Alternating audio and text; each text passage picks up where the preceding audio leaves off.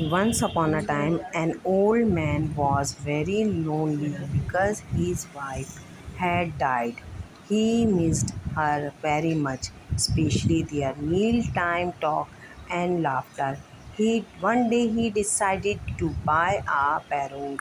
He thought a parrot would be the best pet to have because it would actually talk to him. The next morning, the old man visited the pet shop. Shopkeeper showed the several parrots. One called for a coach, and other asked for a thing, and one just made noises. Only one parrot sat quietly. The old man wondered why it was silent. The parrot replied, I think more. The old man thought happily, ah, what a wise bird. Then he bowed the silent parrot.